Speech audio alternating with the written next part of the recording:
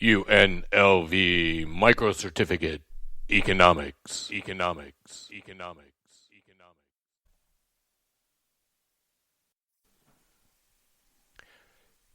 All right. We want to talk about the antitrust laws and regulation now. We've seen that monopoly's bad, that they take consumer surplus, they do all this stuff, loss to society.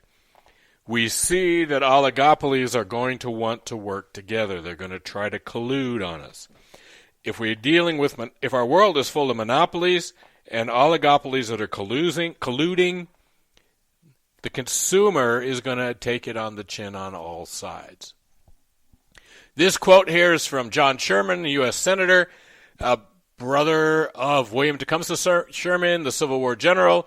If you know anything about the Civil War, a lot of the generals had relatives and friends who were in Congress. And he says, John Sherman says, if we will not endure a king as a political power, we should not endure a king over the production, transportation, and sale of any of the necessaries of life. So we moved into a world in the late 1800s where we talked about this, the robber baron era, where literally the steel companies would all sit in a room and decide what the price of steel would be. And the sugar companies would all sit in a room and decide what the price of sugar would be. Okay? So Sherman's like, hey, we don't have kings, we don't know. Right? This is the first, if you know anything about the progressive era and we have modern progressives like AOC or Bernie Sanders.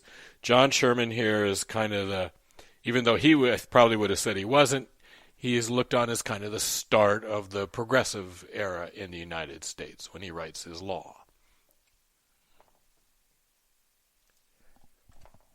So we get the Sherman Antitrust Act, written in 1890, obviously well after the end of the Civil War. It's very simple. It says, you cannot have a contract in restraint of trade. You cannot be a monopoly, attempt to monopolize, or conspire with someone to become a monopoly. It applies civil and criminal penalties. Okay?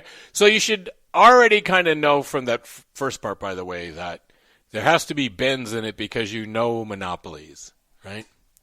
Contract in restraint of trade, monopoly, attempts to monopolize, conspiracy.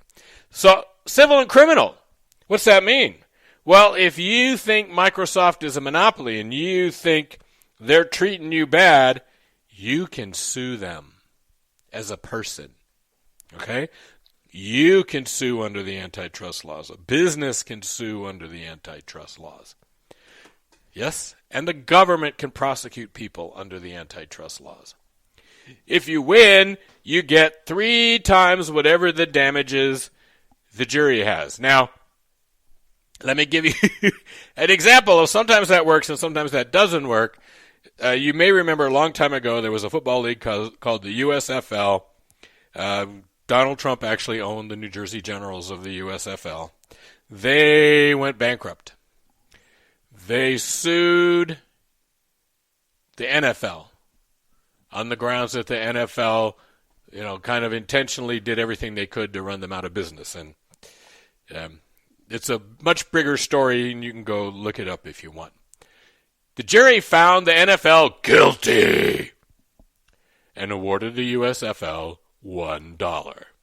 Because they awarded the USFL $1, the NFL had to pay $3, which, of course, is the end of the USFL, and doesn't really hurt the NFL. You got a bunch of billionaires. They could afford $3. How do we have the right to do this? Well, the answer is it comes out of the Commerce Clause. The Commerce Clause is a line in the Constitution that says Congress has the right to regulate commerce among the states, and it's broader than that. Commerce among the states, among the tribes, but between states. Congress does not have the authority to regulate business inside your state. Only businesses that are interstate, that cross state lines. So if you had a business that was entirely in Nevada, and it's hard to figure out necessarily what that would be, but a business that's entirely inside Nevada, the antitrust laws do not apply to it. And if you don't believe that they come up with that, I will tell you, you should read Federal Baseball League of Baltimore versus National League. And you will discover that the Supreme Court declared that baseball is not an interstate activity and therefore is not covered by the Commerce Clause. So baseball is exempt from antitrust because somehow when the Yankees play the Dodgers, nobody's crossing state lines, according to the Supreme Court of the United States. Now, several things to know here. One, this was originally used to attack labor unions. But we passed the Clayton Act, and the Clayton Act said, nope. Labor's not a commodity, therefore antitrust law does not apply to labor unions. The first big case didn't happen for 20 years. And again, Teddy Roosevelt, who is the first and maybe only really progressive president, he brings a whole bunch of antitrust cases, starting with Standard Oil. Standard Oil controlled the oil industry in the United States. There are people who argue that competition was going to change all that, and that if we had just waited, it would have happened on its own. But Standard Oil split into 34 companies. So Chevron was a part of Standard Oil. Exxon, what used to be Amoco, is part of BP now. Right? All of these companies, Arco, 34 separate companies Standard Oil was broken up into. At the same time, the Supreme Court says, this rule that says monopoly, attempts to monopoly or conspiracy, doesn't make any sense. So the Supreme Court invents something called the rule of reason. And what that means is if you're a monopoly because you're really good at something, right? You're the best taco making people in the world and nobody else will eat anybody else's tacos. Well, you could become a monopoly. It's because you're better, right? So the rule of reason says if you're really good at your job, you're really good at business, and you become a monopoly because you're better and you're better than your competitors, or you become a monopoly essentially by accident. There's two companies and one of them goes out of business by somebody, the owner dies and the business just folds up and now you're the only one. You're not a monopoly, okay? Unless then you do something to maintain that position of monopoly, okay? So we add a rule of reason, a sense that, there's now, Microsoft has argued that they're just better than everybody, and that's why they became a monopoly. And every time they argue that, of course, they get laughed at, because we all know they're hardly better than anybody. But it's the rule of reason. So, again, more laws. The Clayton Act, 1914, says, hey, labor's exempt. It also technically outlaws price discrimination, though we know it's used all the time. It outlaws something called tying contracts. When Xerox first invented the photocopier, they made you buy your paper from them. Why do you have to buy your paper from Xerox? Can't you just buy your paper from a paper company? No. Xerox said you must buy your repair service from us, your toner from us, and your paper from us. Well, illegal. We're out of here. It also says you can't sit on the boards of directors of competing companies. So you cannot sit on the board of directors of both Delta and United Airlines because that cross-play would mean you could collude, right? And the Clayton Act regulates mergers. It can stop companies. We can stop companies from mergers. There's a bunch more acts. There's the Robinson-Patman Act, the Keller-Kefauver Act, and the Federal Trade Commission Act that does, for example, we get truth in advertising law. You know that, or you may not know that Listerine used to advertise that Listerine cured the common cold. Then one day the government went to them and went, do you have any proof of that? And they went, well, ask anybody. Everybody knows that Listerine cures the common cold. And the FTC said, look, no. So now Listerine says, we killed 99% of the germs that cause the common cold. Okay. That you can get away with because that maybe you have facts. But Listerine does not cure the common cold. And if you read the fine print on a lot of ads, it'll say stuff like, we have not certified this, we just think it's true. And that's getting around these truth in advertising laws. Just an aside there, The Congress exempted politicians from truth in advertising. So politicians can legally lie in their ads and not face any consequences. So just some little antitrusty things we've seen over time. AT&T tried to buy T-Mobile, right? And you should know that was going to be bad because any company that uses the Death Star as its logo is not a good company.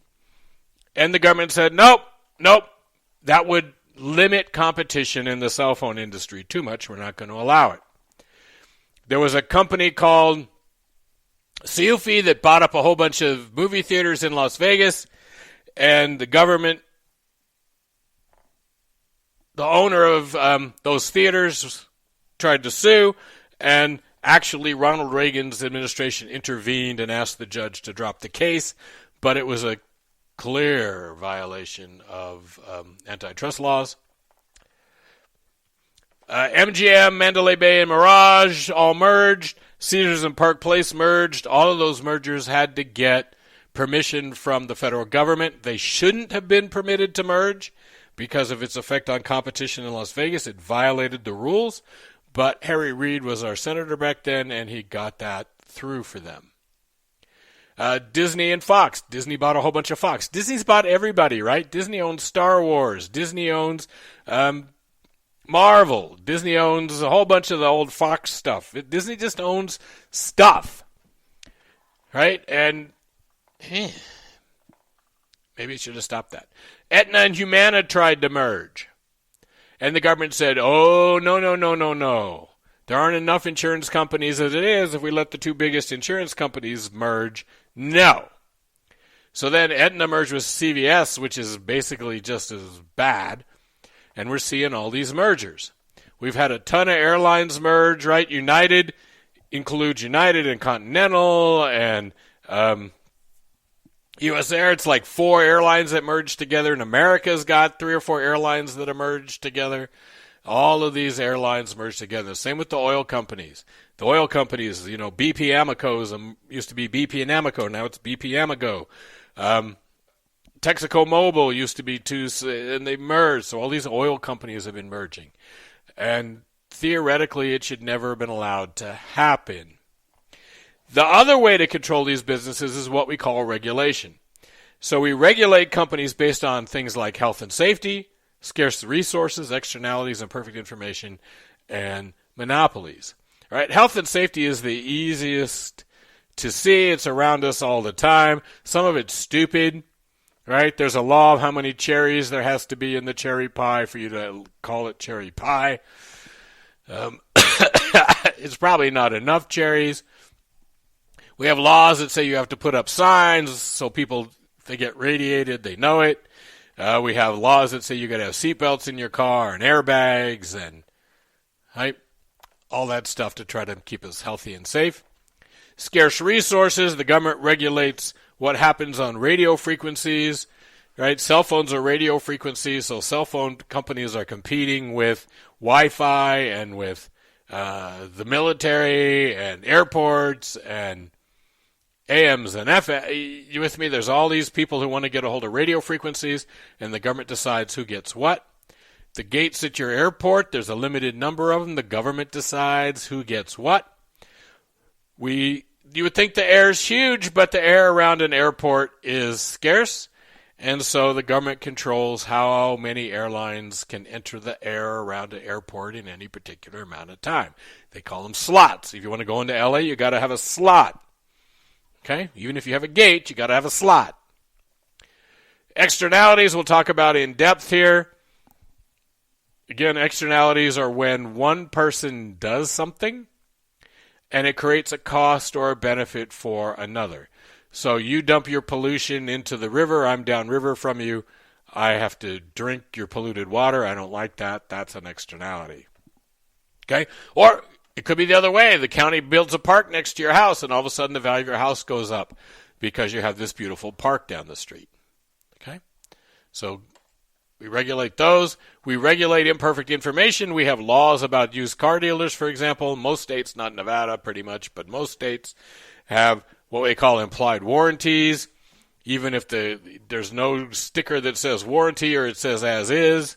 In a lot of states, there's still a warranty on it, legally speaking. A lot of states have lemon laws. Nevada lets you know this is the Wild West. You're on your own.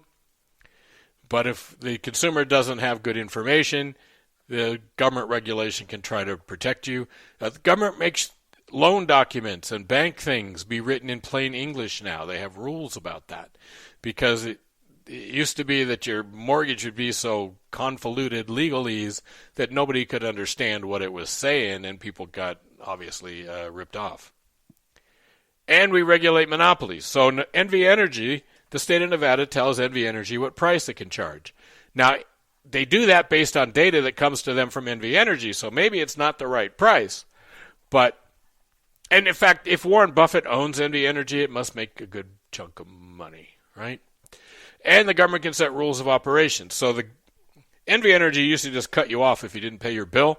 Now, if it's summertime and it's 120 degrees outside and you're 80 years old and you can't pay your bill, the state of Nevada does not allow NV Energy to cut your power off.